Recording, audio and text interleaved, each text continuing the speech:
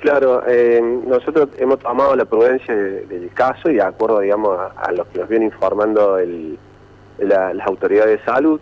Hay que recordar que para el caso particular de Corrientes y Carolla hemos conformado como una especie de comité de gestión de riesgo y prevención del dengue, que tiene que ver con la participación de las autoridades de salud, que son las que se encargan de avisarnos a nosotros en el caso de que haya que hacer control de focos o algún caso positivo, y nosotros que desarrollamos todo lo que es la tarea de relevamiento febril, el relevamiento y control de foco y por supuesto la fumigación. En base a esos datos nosotros tenemos 8 casos en estudio, de los cuales 1 fue confirmado como positivo, 2 fueron negativos y hay 5 en este momento que están en el...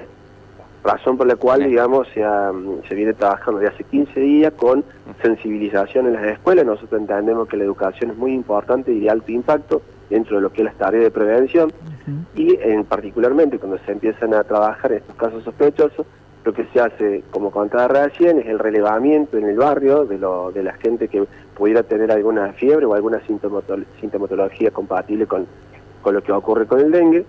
Nosotros lo vamos informando a las autoridades de salud y se hace el control de foco, que consiste en pasar, si nos dejan pasar adentro, digamos, de las viviendas, para verificar que no haya larvas, que no haya recipientes o reservorios con agua, y en el caso de que haya alguna fuente de agua en la cual no se puede vaciar, como un álgide, se entrega lo que es el herbicida biológico para eliminar el tipo de larva.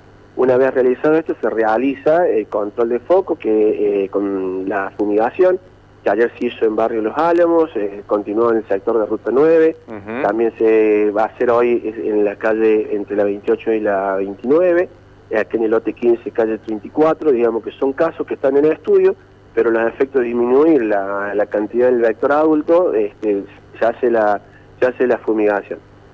Con las escuelas estamos trabajando de manera mancomunada con la gente de educación. Lo que se hace es aplicar en las escuelas. Muchas veces nos preguntan por qué en algunas se suspende clase y en otras no. Tiene que ver con un tema de seguridad de la fumigación. Recordemos que se usa una sustancia tóxica, digamos, con lo cual se expone durante 4 horas en un recinto cerrado, y que por una cuestión de seguridad se necesita 4 horas de ventilación y una limpieza de toda la superficie que haya estado expuesta el producto químico. Entonces, suele suceder que hay algunas escuelas, por ejemplo, la que le toca la tarde, lamentablemente, a veces no puede hacer el proceso de las 8 horas, y en algunos casos corresponde la suspensión de actividad, y en otras no, cuando ocurre, por ejemplo, la tarde, en el caso de la Escuela San Martín, que pudimos hacerlo en horas de la tarde, y al otro día entró el personal de limpieza mucho más temprano y no hubo suspensión. Entonces, esa es la dinámica. Pero ¿por qué las escuelas, esto de las escuelas, es un pedido de las directoras o hay casos sospechosos de estudiantes de esos establecimientos? No hay casos, de acuerdo a los datos que nosotros manejamos, no hay casos de estudiantes que se hayan reportado, digamos, en las escuelas. Lo que sí nosotros tenemos en cuenta es la distancia que puede estar el vector de un caso sospechoso. Entonces hay escuelas que tienen prioridad porque a lo mejor a 100 metros está el área de bloqueo, lo cual nosotros nos condiciona a decir esta escuela tiene prioridad y se debe hacer. Entonces el resto de las escuelas se hace de manera preventiva porque hay una carga de vectores, muchos de ellos son dengue y otros el mosquito común, y también para, bueno, un poco disminuir esto y que los padres también sepan que se está haciendo estos controles, que a veces no son los más efectivos, pero sí tiene que ver por ahí con el bienestar de los estudiantes que a veces pueden estar trabajando en educación física y bueno, los profes nos manifiestan de la cantidad de mosquitos que hay. Claro, eso te iba a preguntar, Eduardo, ¿qué nivel de efectividad tiene una fumigación, ¿no? Porque parece que la mayoría de la sociedad piensa que el dengue se combate fumigando solamente, ¿no? Y son muchas otras acciones las que se necesitan.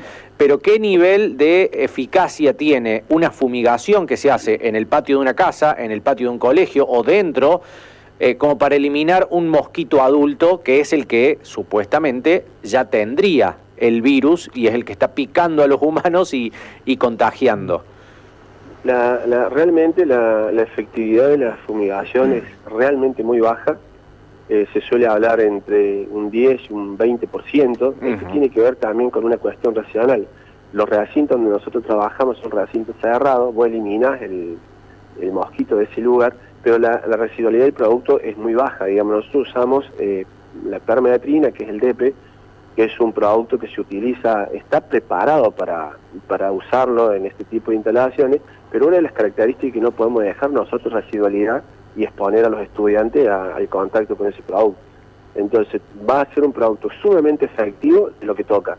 En el momento está, es decir, va a tocar, va a actuar no solamente en insectos voladores, sino también lo va a hacer en insectos rastreros, como pueden ser los escorpiones, pero lamentablemente, digamos, no es un producto que esté preparado y gracias a Dios para la residualidad, con lo cual, digamos, eso le da una garantía de seguridad que vos al otro día puedas reiniciar las clases normalmente. Sí. Lo que nosotros, por eso también tiene que ver muchas veces, no decir, ¿cuál es la efectividad? La efectividad es muy buena adentro del recinto, pero no nos olvidemos que en el momento que uno abre las puertas de la escuela, puede llegar a ingresar una cantidad de mosquitos también.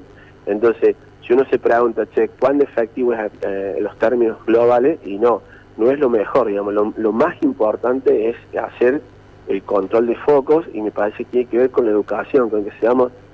Te voy a dar un dato más, Ariel. De las personas que nosotros intentamos entrar, hay que recordar que nosotros entramos por la voluntad de la gente.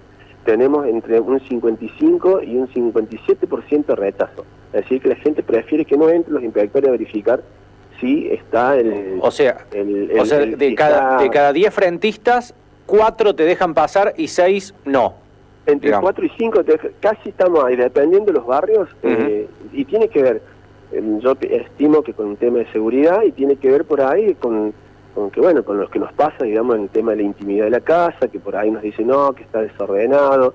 Es decir, ese tipo de concientización es muy importante para poder eliminar y erradicar los criaderos de mosquitos. Muchas veces pasa, me dicen, no tenemos nada, y en cualquier, hasta a veces hemos encontrado agua y larvas en una lata, por ahí ni siquiera está en cuenta, o entre medio de las hojas. Es decir, tenemos que avanzar muchísimo con el tema de la concientización y el proceso de educación. Por eso también le pedimos a las escuelas, en estas charlas que van los chicos, incluso hemos tratado de ponerle más dinamismo. De hecho, han grabado una canción del dengue, los chicos de la Secretaría, para generar esa importancia, a ver si hay algo más pegadizo que llegue a la casa de los padres y que nos permita llegar más en esta tarea, que para mí la educación es el punto clave, porque mosquito va a haber siempre. Muchas veces escuchamos los anuncios publicitarios, sin mosquito no hay dengue, y en realidad es muy poco probable que no ocurra la dinámica poblacional de los mosquitos. Es muy, digamos, creemos que con educación podemos llegar a erradicar los criaderos y de esa manera evitar, digamos, la propagación de esta enfermedad. Eduardo, y de los 4 o 5 frentistas que sí te dejan pasar, ¿ustedes han encontrado, no sé, reservorios de agua donde ya hay larvas y por ahí el frentista no lo sabía, no se dio cuenta, no lo revisó? Se encuentra y es altamente llamativo, porque muchas veces es cierto, sobre todo en los periodos de precipitación, que son los días críticos, 3 o 4 días después de las precipitaciones, cuando más deberíamos actuar en cuanto a esas condiciones ambientales. No se dan cuenta muchas veces la gente, no es que lo hace porque sino que consiste en tener una tarea, un hábito de revisar, de pasar y revisar, digamos, en los lugares, y si nos damos a veces arriba del asador o arriba del techo, que no se realiza, digamos. Uno normalmente realiza a nivel del suelo y a la altura nuestra, y después nos olvidamos por ahí de un asador o de un techo, y ahí está una fuente de acumulación. Entonces, es crear el hábito de revisar, de estar ahí, bueno, y también identificar los otros puntos sensibles, como son el cementerio, las plantas de tratamiento de residuos, las gomerías, que evidentemente el tener recipientes al aire libre son generadoras de esta cantidad de larvas, ¿no? Que le estamos dando todas las condiciones hoy al mosquito de temperatura y humedad. Sin dudas, pero bueno, siempre nos han enseñado desde el principio que el mosquito Aedes aegypti es un mosquito domiciliario y se cría y convive con nosotros dentro de nuestra casa, o se cría en el patio cuando hay algún depósito de agua en alguna lata, en alguna tapita, en algún plástico.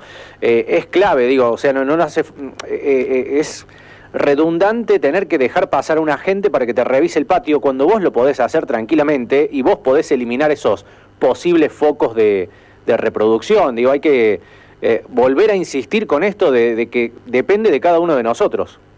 Exactamente, Ale, yo creo, vuelvo a insistir, ¿no? La educación en esto es importantísimo, porque no vamos a poder, digamos, generar, digamos, combatir efectivamente dentro de la Organización Mundial de la Salud, en varios comunicados que están relacionados a estos temas, hablan fundamentalmente de la gran efectividad que tiene descacharrar y eliminar el criadero. Entonces, por ahí nos esperanzamos a la solución mágica de la fumigación, y que es, por ahí, digamos, no es que sea inefectiva en un recinto cerrado, sino que tiene que ver que después son recintos que se abren.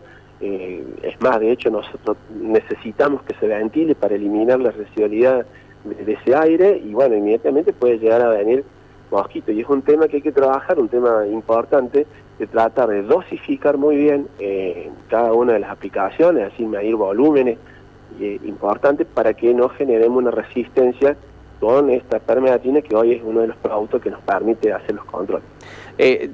Sé que no estás en la Secretaría, pero a lo mejor tenés la información. Hace tiempo que la colonia tenía un sistema de recolección de descacharrado de este tipo de cacharros, chatarra.